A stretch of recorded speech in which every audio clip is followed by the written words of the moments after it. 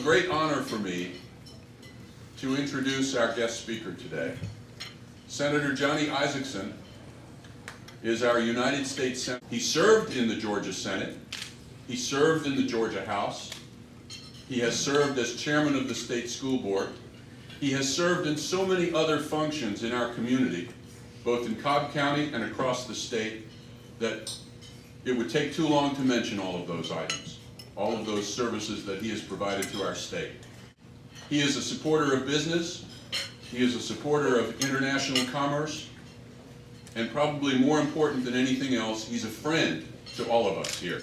The reason we invited him to come and speak today, he is the ranking member of the United States Senate Foreign Relations Committee Subcommittee on Sub-Saharan Africa.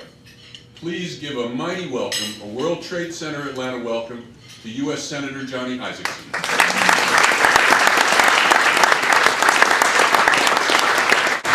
Don't sit down, Craig. Come back up here a second. You know, timing is everything. Friday at 2 o'clock, the President of the United States issued the United States policy to Sub-Saharan Africa. I brought the original document for you to have. Wow. World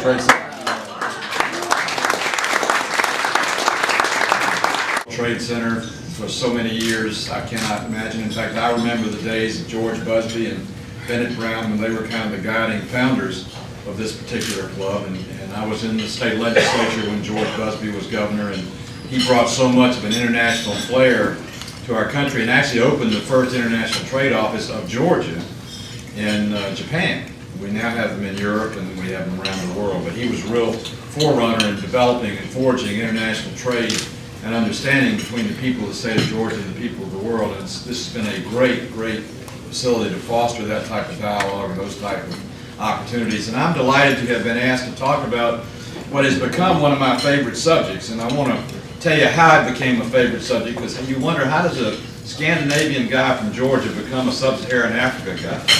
Well, that's an interesting question. And when I was elected to the Senate, the Republican leader came to me and said, I've got an opening on the Foreign Relations Committee. Would you like it? And I said, well, I don't know that foreign relations is going to matter much to the people of Georgia, but if you want me to do it, I will do that. And then after being on the committee for about 2 months, Dick Lugar, the senator from Indiana, who at that time was the chairman of the Foreign Relations Committee, came forward and said, Johnny, I've got an opening on the subcommittee on Sub-Saharan Africa. Would you take it? And I said, what kind of opening? He said, well, it's the chairmanship. Nobody else will do it. And so I said, well, sure, Dick, I'll be happy to do it. And then I realized, if you're going to do this, you really probably ought to go to Sub-Saharan Africa once so you can say you've been there if you're going to be what was then the chairman of the subcommittee. So I traveled to Africa and went to Djibouti and Equatorial Guinea, which I thought would give a West Coast and an East Coast perspective of Sub-Saharan Africa, and then I came home.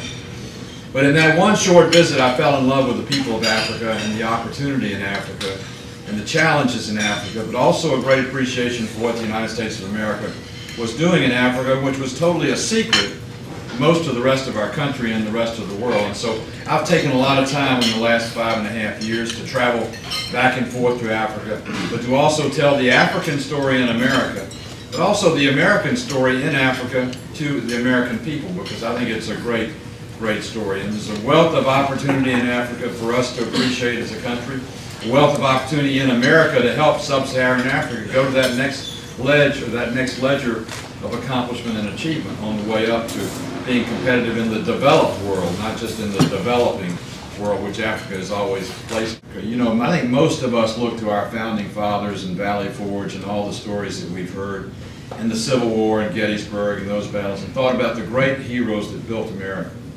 Well, what's going on in Africa is a contemporary version of the same thing. America is a great country, but it's the home to many other countries as well, because Americans all came from somewhere else, and contributors from somewhere else all making the world better. That's why the World Trade Center, World Trade Club, is a great club to be a member of and join. Thank you very much. Before we leave, I'd like to ask our president, the president of the World Trade Center Atlanta, John Parkerson, to come up with some few remarks. John? No way I'm going to follow Senator Johnny Isakson with anything other than a few remarks. And I just want to point out for us something that you all recognize already, that today was an extraordinary day I think, at the World Trade Center, Atlanta. We heard an important update on Sub-Saharan Africa from a man who thankfully represents us in public office and has an extraordinary command of African affairs. His recollections are something to admire, I believe. I do want to thank the sponsors for today's event. Craig Lesser, we're fortunate to have as chairman of the World Trade Center Atlanta. His Pendleton Consulting Group brought Senator Isakson to us today, and Craig worked hard to make that happen, and we thank Craig so much for that support. And the event is co-sponsored by Clayton State University's College of Business, and we have the Dean of the College of Business with us today as well, Dean Alfonso Agoy, originally from Nigeria. Africa is something very close to his heart, and not just his heart, but the geography of Dean Agoy. And thank you for both sponsors today for this wonderful